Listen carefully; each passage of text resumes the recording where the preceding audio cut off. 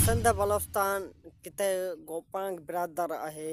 सिंध बलोचिस्तान में पनियाकल खां वठी सखर ज़िले खां वठी कराची खां वठी त किते नादर अली शाह जिलानी जा मुरीद आहिनि बुरल शाह जा, त हुननि खे अर्ज़ु आहे त मुगेड़ी बिरादर खे बि त किते सिंध बलोचिस्तान में मुगेड़ी आहिनि खे पोइ नाथन शाह खां वठी सैदल खादम बूढ़ा किते भी आहिनि। हुननि खे अर्ज़ु आहे बुरल शाह जी दरगाह अथव वॾे जी, त हिन रोज़े जी हालत ॾिसो, हिननि खे पाड़ा कुआ काए थारो, हुननि खे वंड ॾो था ॾियनि खुम्स मुर्शिद सम्झी करे। हाणे ए वॾे जे रोज़े जी हालत आहे, चाहे हिननि खे त ॾियनि ॾो था यासीन शाह खे, ख़ालिद हुसैन शाह खे, ज़ाहिद हुसैन शाह खे।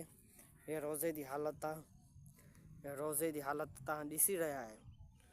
अञा हिननि खे ॾियनि ॾो, खुदारा हिननि खे ॾियनि ॾो, पंहिंजो अबे ॾाढे मुर्शिद सिंगारो किथे अबे ॾाढे किथे क़यामतूं किथे मौज़का ॾेखारियूं आहिनि। हाणे हिननि जी दरगाह शरीफ़ हवेली शरीफ़ झंग बणिजी चुकी आहे, ॿेलो बणिजी चुको आहे, पर का बि इथां जा असांजा मुरीदनि खे हक़ सच चवंदासीं या चवंदा ग़लति हुजे। जे अगरि यासीन शाह खे ॾियनि ॾींदो त ज़ाहिद हुसैन शाह खे, ख़ालिद हुसैन शाह खे, तव्हां हुननि में फ़ाइज़ न वठी सघंदो, तव्हांखे उथां दुआ न मिलंदी, तव्हांखे दुआ मिलंदी असुल मुर्शिदनि खां, बुरल शाह, नादर शाह।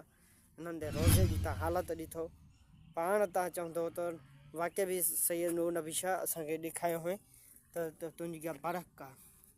हे हाणे झंग बणिजी चुको आहे। यासीन शाह बि ॾन वठे थो 1000 1500 3000। इहे तव्हां ॾिसो रोज़े जी हालत, खुदारा इन न कयो। मुगेड़ी बिरादर हुजे, गोपांग बिरादर हुजे, केर बि हुजे, हुननि खे मुंहिंजो अर्ज़ु आहे।